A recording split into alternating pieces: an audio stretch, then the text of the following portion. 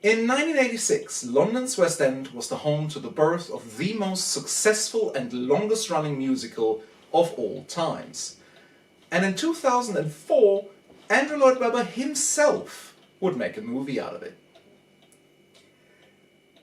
Today, we are watching The Phantom of the Opera, which very quickly became a cultural phenomenon and would go on to change theatre forever.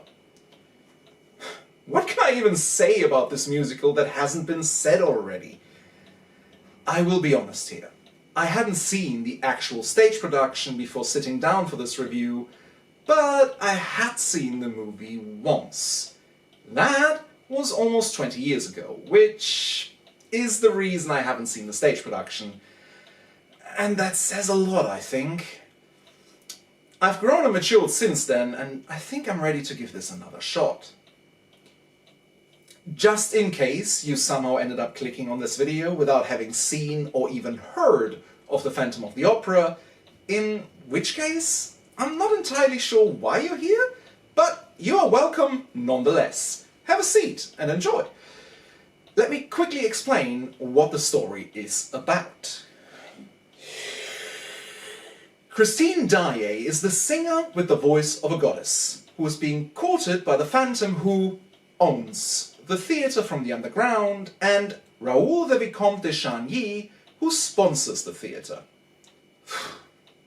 And broadly speaking, that's pretty much it. There is some more story and a whole lot of additional characters, but we will get to that and them at the appropriate times. Once again, biases on the table. I have to admit, I'm not the musical's biggest fan. I find it to be quite boring and tedious to sit through. But I'd be a liar if I said that I didn't think it looks spectacular. But I'll get to that at the appropriate times as well. Anyway, without any further ado... What's going on? Oh, right. Pompous openings are pompous. Are we quite done? Thank you. Now, without any further ado, The Phantom of the Opera. If it wasn't obvious, I'm not going into a critical review of the musical because I'm not insane. This is my second video and most of you are still trying to figure out if you even like me. While I was doing my opening, I showed you the movie's intro, which is basically the musical's intro to the T. No notes here. The movie opens with our new patrons of the theatre entering said theatre. And yes, I will be saying theatre a lot. And it seems to me that they got the address wrong because they walked straight into the exposition theatre, introducing us in surprisingly quick-fire succession to our main cast. So allow me to do the same. Simon Callow as Andre, Sirian Hines as Richard Filmont, who came out of the junkyard business, scrap metal, actually. Minnie Driver as Carlotta Guidicelli, Victor Maguire as Piangi, who have been with this theatre for 5 seasons, Miranda Richardson as Madame Geary, Patrick Wilson as Raoul the Vicomte de Chagny, Emmy Rossum as Christine Daae, and the rest of the cast is largely unnamed and irrelevant to the story. That is, other than being the entire production, obviously. But with that, we have 7 of our 8 main characters who will be guiding us through the movie. This violinist. His only child, orphaned at 7, which he came to live and train in the ballet dormitories. An orphan, you say? I think of her as a daughter also. To do everyone a favor, I'm just gonna skip over the extreme misogyny that our new patrons are showing to their new employees. No one needs another white man's opinion on that. Once our introductions are out of the way, we get to a solo that shows us some vocal prowess. And for the life of me, I cannot figure out why everybody hates La Carlotta. She's a perfectly fine opera singer, if one extraordinary bit diva. The Phantom gives us his first set of demands via letter from offstage. He welcomes you to his opera house. His opera. There is very little to say here. The Phantom makes sure that Christine gets the role, she performs, and in what is arguably one of the nicest moments for any actor, they get to look at the actual audience that's applauding them. While we're on the topic of the stage design, the Phantom of the Opera changed the game on what theatre, and especially musical theatre, could be, with a stage that has so many moving parts and screens, it might as well start singing Dead or Alive.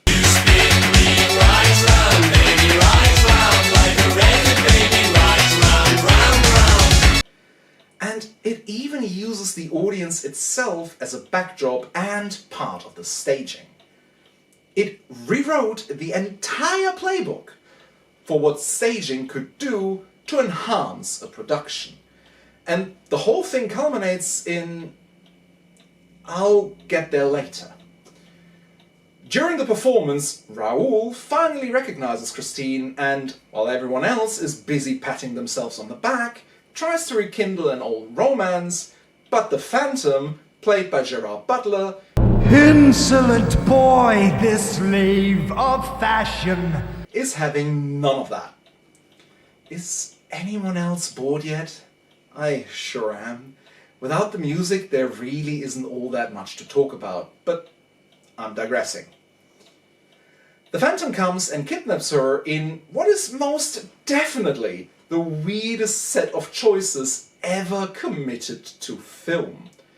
We walk down the gold-sprayed corridor from Repulsion, we have a horse loose in the sewer, pure John Mulaney routine here, which, for some reason, only serves to take someone down 2 short flights of horse steps. Quick caveat on those, because where else am I ever going to put this knowledge to use? Horse steps were incredibly common during the late 1700s to the early 1900s. The most famous example is probably the horse steps in the Prague castle, which has a ballroom so big it was used for horse races and shows. They were indeed quite common in sewers as well, because it made hauling all of the literal waste a whole lot easier. Anyway, back to our particular horse in our particular sewer. Down those 2 very short flights of stairs, we get to a boat that takes us along a narrow water corridor and then to the Phantom's very extra lair, all while the titular song is being performed. I don't know about you, but that seems like a lot of effort for what could have been a simple hidden staircase. The Phantom serenades her in what could be considered a desperate attempt to capture the spirit of Michael Crawford, which puts her to sleep. Upon waking up, she decides that she'd rather be in The Wicker Man.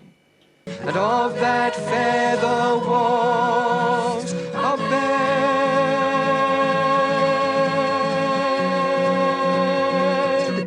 I'm not entirely sure that's a wise choice, Christine. Because this is a musical, they make a duet out of it, in which Gerard Butler is at his Gerard Butler-esque. Damn you!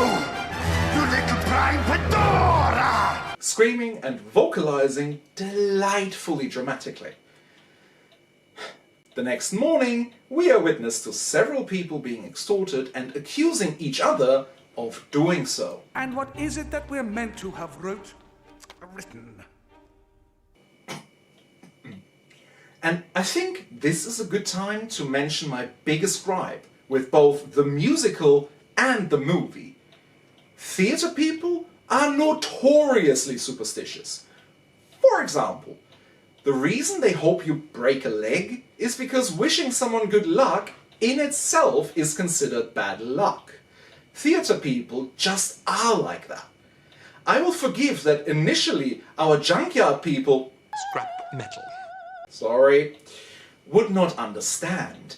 But you would think that Signora and Signore here, who have been with this opera house for 5 seasons, would know better than to tempt the ghost of their house.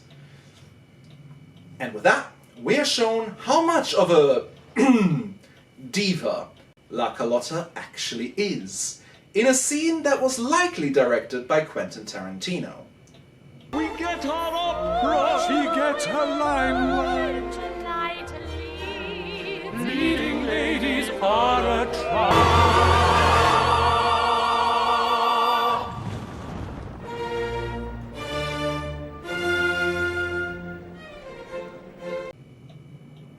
What a gorgeous not-cut transition. With the new production being performed, we finally get to some action. Did I not instruct that Box 5 was to be kept empty? With the Phantom staying true to his word and sabotaging the cast, especially Carlotta, and then throwing someone from the rafters without a splat, if you catch my neck drift.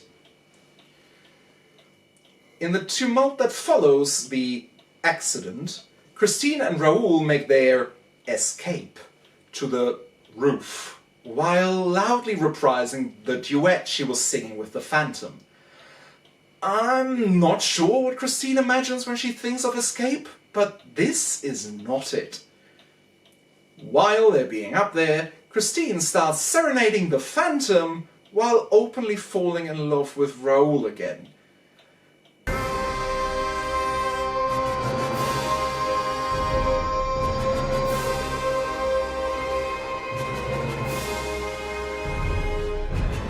And after the Phantom swears revenge against Raoul, we reach the intermission. I was looking forward to this bit. Boy, do I have a lot to talk about.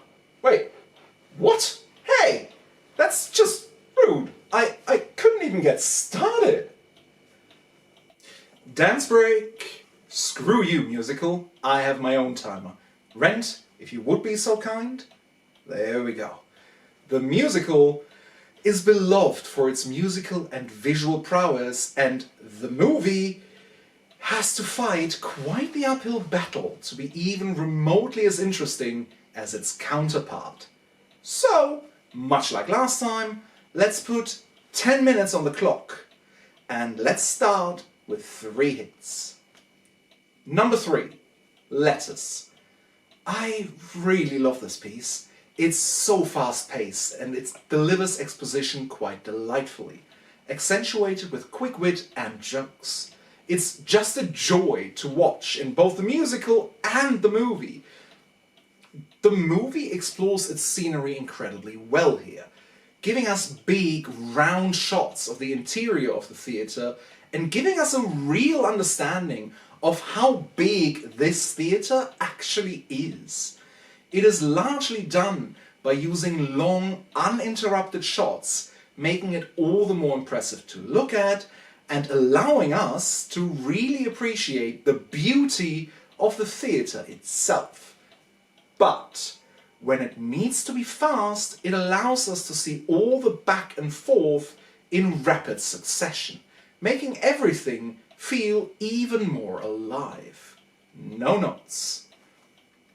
Number 2, Don Juan Triumphant. Do I really need to say anything here? It's bombastic and it sounds awful in all the right ways. And it's just delightful to witness people being intentionally, unintentionally bad like this. I really wish the stage production would have looked this cool during it. The movie does this one just better. It's vibrant, emotional, and hilariously over the top. From the costumes to the stage design to the makeup. And to top it all off, it shows a lot of the trickery of the stage design that you usually don't get to see. I love this scene, and when Christine enters, it is arguably her best performance in the entire movie. That all being said, I do have problems with this scene, but we will get to that later. Number 1, Phantom of the Opera.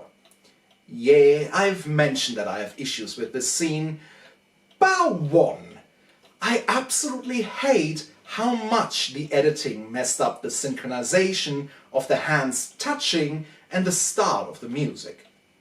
But that doesn't change that I genuinely think this version of the performance is better. It shows such a grandeur of scale that the stage simply can't deliver, despite it trying incredibly hard. The singing of both Gerard Butler and Emmy Rossum is absolutely stellar, and I'm genuinely impressed. The movie is using techniques that haven't been used in a while, using reverse footage to light the candles that are rising from the water, and even though it doesn't hold up that well, it is still really cool to watch, and I recommend that you do.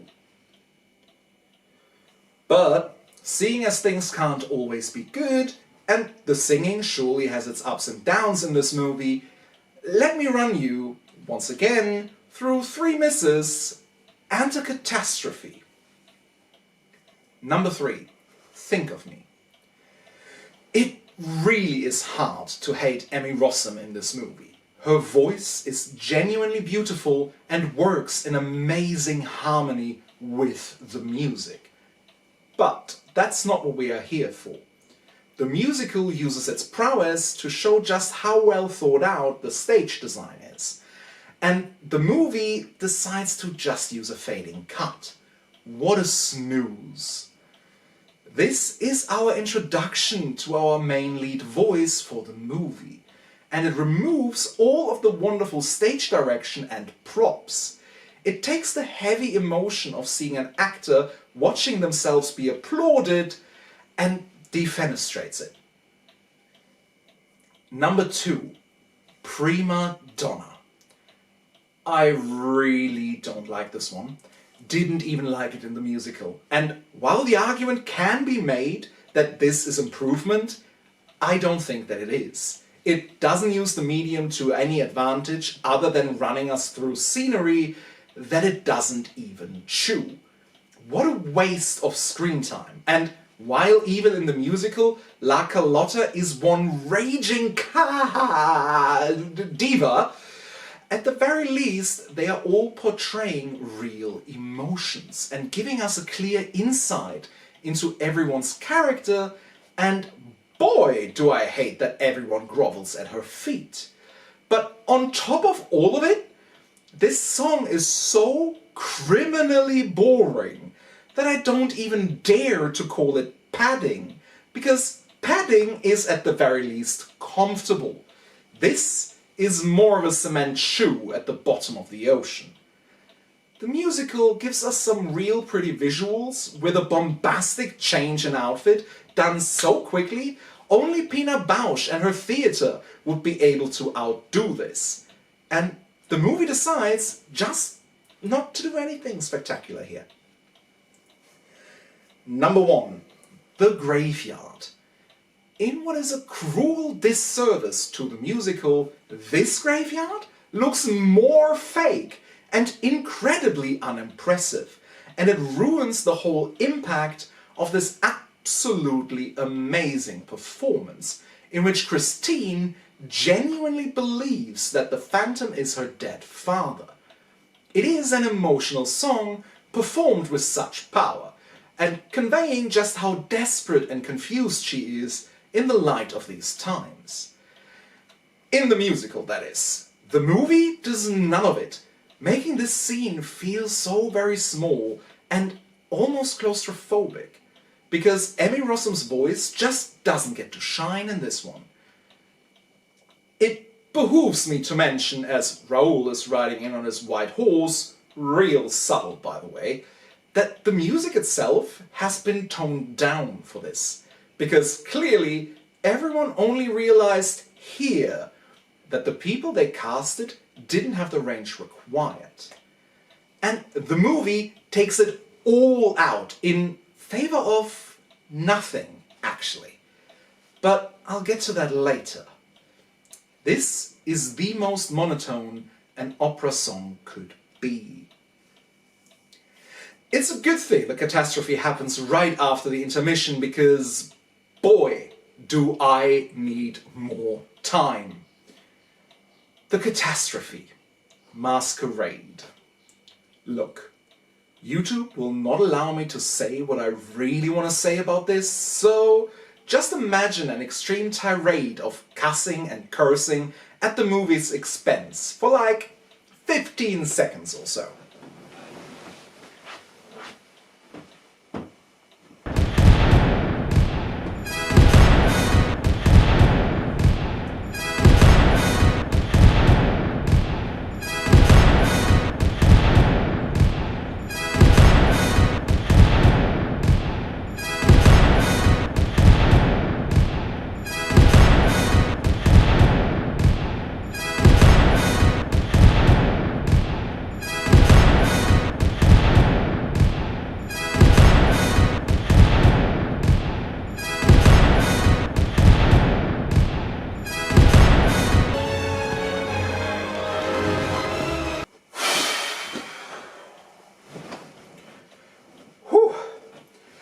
Quite cathartic. Where were we? Oh, right. Masquerade. I'll be quite black and white about this, but let's do this bit by bit. Second by soulless second. Andre, what a splendid party. It's not. To a bright new year. If this is how the new year's gonna be, I'd rather go like he did. First the horse in the sewer, and now a cow on the dance floor. What's next? Sheep? Oh, yeah, what's next? Space donation? Oh, for pity's sake. And here we see a lost soul giving us the safety dance while miming loss for some reason. Why is she wearing a croquembouche? And here is Dread Pirate Catwoman giving us their weirdest. Huh, who knew? Size does matter. You better hope I don't find you. No different shades to be seen here. It's all black and white for pity's sake. The lyric stock of all of these colours, and we get to see exactly none of them. On top of all that, we miss out on Android Rapper recycling cat costumes. What on earth was everyone thinking here?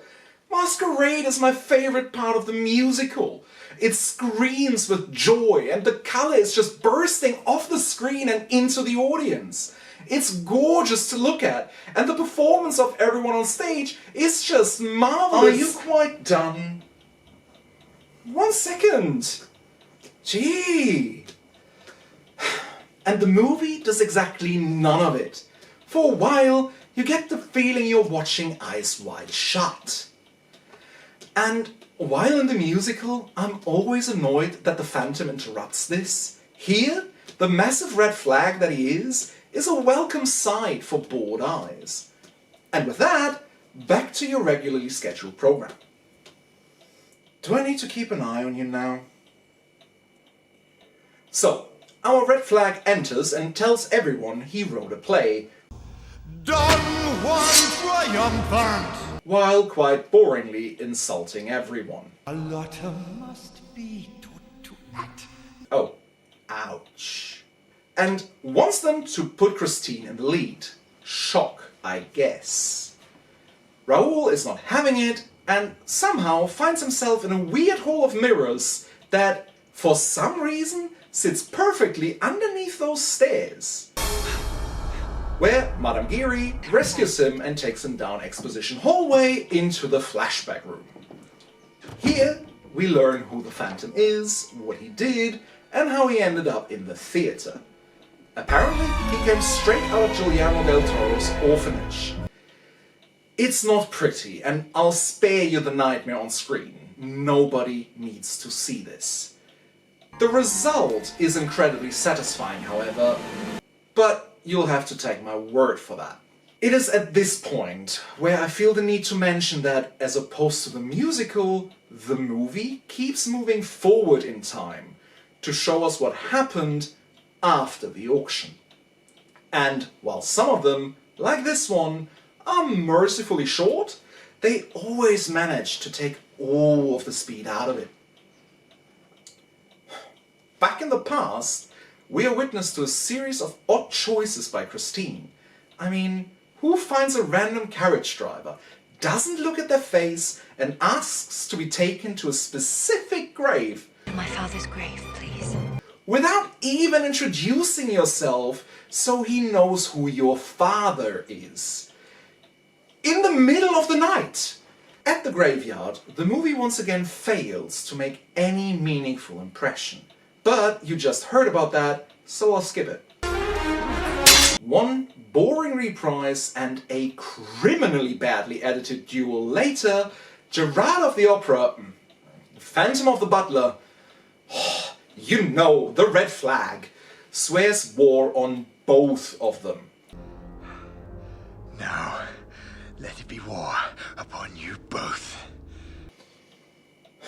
Back at the theatre, Raoul the Vicomte de Chagny is making a plan to catch the Phantom, which is the worst kind of plan I've ever heard of. Locking everyone inside a theatre, which back in the day were living, gas-breathing fire hazards, is just asking for a catastrophe. Raoul and Christine have a heart-to-heart about her being bait, and one gaslighting duet later, she has no issues anymore. Effective gaslighting is effective, I guess. Boy, I wish this musical would give me some more melodies. I'm getting sick and tired of hearing the same 3 songs reprised. With about 30 minutes to go, the movie decides that now is a good time to pick up the pace, and we're just skipping forward to the actual performance? Okay then. In that case, allow me to quickly run you through the performance here. Don Juan Triumphant is a story we don't get to see, hinging around our male lead trying to court Christine, and I've got a problem here because I just have to assume that this was rehearsed, at the very least once, in costume on the actual set. That's kind of how that works. So how on earth did no one see this coming? Our walking red flag is literally spelling it out for them. But we've just seen the commentary on this, so we're skipping this too. Several boring reprises later, the inevitable happens. And cut. Whoa, whoa, whoa. I didn't expect to be called back, but, yes, theatre. Okay, this is the time I think I should come clean to you. I'm watching and showing you footage from the 2011 anniversary production of The Phantom, which was recorded at the Royal Albert Hall, a magnificent concert hall steeped in history and passion plays. But a concert hall nonetheless. Why am I mentioning that? Concert halls don't have the necessary rigging and weight capabilities that theatres have. They are all focused on acoustics, and as such, even hanging a chandelier with the removable 666 tarp was quite the undertaking. What's my point, you ask? This. The chandelier doesn't crash into the stage because there was no chance to rig it accordingly without risking anyone's life. Anyway, back to you, you rude git. Thank you. I will admit, the chandelier crashing and the resulting tumult and roaring fire through the theatre are an absolute spectacle to behold. And now we take another run down the singing exposition stairway, with the notable absence of a horse this time. As per usual, the warnings get ignored, and we get to see the most useless scene in the movie, which just serves to pad time. He almost drowns, then he doesn't, yada yada, skip. I fail to see why a theatre would have that anyway. The movie is desperately trying to wrap itself up, but Andrew Lloyd Webber clearly has other plans. So we get to see this whole ending dragged out by more reprises, more arguments, and absolutely useless attempts at creating suspense. So, allow me to do the movie's job for it. Reprise, conflict, reprise, argument, reprise, resolve, reprise, love declaration, reprise, end. There. Was that so hard? This is the point of no return!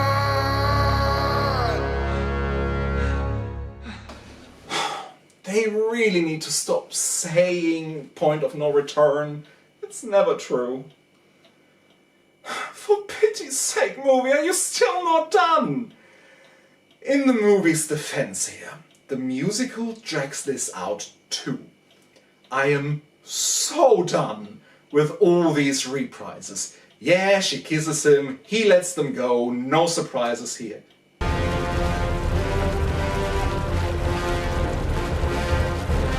Wait a second, you can walk through that? What's the boat for then? Right, I almost forgot. The monkey. The thing that started this story. It never really gets shown or mentioned. Yeah, sure, it's here and there, but also not really. Christine returns one last time to swear her everlasting, platonic love to the Phantom while reprising one more song with Raoul.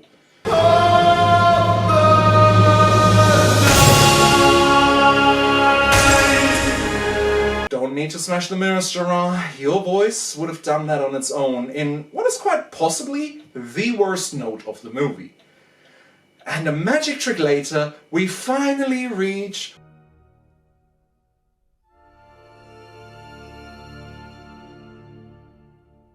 Wait, who's she? Why is there more? Right, the whole future thing. Yeah, Christina's dead, Raoul brought the monkey as a grave memorabilia because that makes sense. The Phantom was there too. The end. Finally! Thank you! Okay. The Phantom of the Opera. And I will be honest here in my conclusion.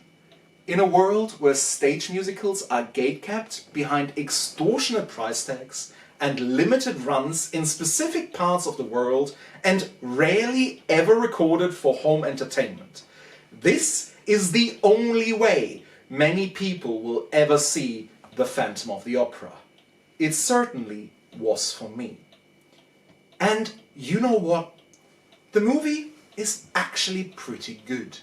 It updates the visuals to a medium deserving of the pompousness of the musical. It does what Andrew Lloyd Webber wanted to do. Create a silly little love opera from times gone by with live animals, a thin plot, and a risky, bombastic production. The movie was fighting an uphill battle from the moment it was written. It was created at a time of historic lows for musicals, and especially movie versions of stage musicals. And the singing on everyone, but especially Gerard Butler, just isn't on par with the musical, even though it's not even remotely as bad as people claim it is. In fact, veritable highlight of the movie, Emma Rossum won several awards for it. The movie wasn't even out when people started criticizing it, and frankly, I don't see why. Except for the aforementioned singing, it's just as spectacular as the stage production. It just didn't rewrite the game. Because it didn't have a game to rewrite. Everyone's expectations were so enormous that it was literally destined to fail from day one. And fail it did. It didn't do too well at the box office despite a strong opening weekend, although it did manage to double its budget by the end of the worldwide theatrical run. critics and viewers alike ended up shunning the film in the years to come. People who loved the stage production hated it for being nowhere near as colorful, and people who hated the stage production have the exact same issues with both. Namely, that it is criminally boring. This movie had no chance of ever becoming accepted for what it was. It became the Phantom of the Opera. Thank you for watching.